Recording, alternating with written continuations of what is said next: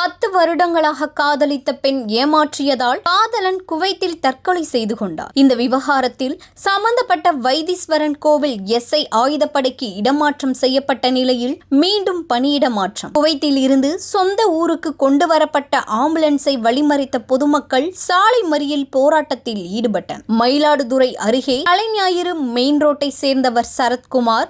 இவர் குவைத் நாட்டில் கடந்த 5 ஆண்டுகளாக டிரைவராக வேலை செய்து வருகிறார். இவர் வெளிநாடு செல்வதற்கு முன்னர் திருப்பங்கூர் பகுதியை சேர்ந்த சங்கீதா என்ற பெண்ணை காதலித்து வந்துள்ளார். இந்நிலையில் காதலி தற்போது வைத்தீஸ்வரன் கோவில் காவல் நிலைய எஸ்ஐ ஒருவரை காதலிப்பதாக கூறி தன்னை நிராகரிப்பதாகவும் வாழ பிடிக்கவில்லை என்று பெற்றோருக்கு ஆடியோ மெசேஜ் அனுப்பியுள்ளார். இந்நிலையில் மன உளைச்சலுக்கு ஆளான சரத்குமார் கடந்த 29ஆம் தேதி குவைத்தில் தற்கொலை செய்து கொண்டார். இதனால் அதிர்ச்சியடைந்த அவரது தந்தை மணவாளன், தாய் சங்கீதா, உறவினர்கள், பொதுமக்கள் மயிலாடுதுறை மாவட்ட காவல் கண்காணிப்பாளர் அலுவலகத்தில் நடவடிக்கை எடுக்க கோரி மனு அளித்தனர். 10 வருடங்களாக காதலித்து வந்த பெண்ணிற்கு சரத்குமார் அனுப்பி வைத்த 15 பவுன் நகை மற்றும் 2 லட்சம் பணத்துடன் சேர்த்து உரிய இழப்பீடு வழங்க வேண்டும், நம்பிக்கை மோசடி செய்த சங்கீதா மீது நடவடிக்கை எடுக்க வேண்டும் என்று வலியுறுத்தினர். இந்த பிரச்சனையில் எஸ்ஐ சூரியமூர்த்தி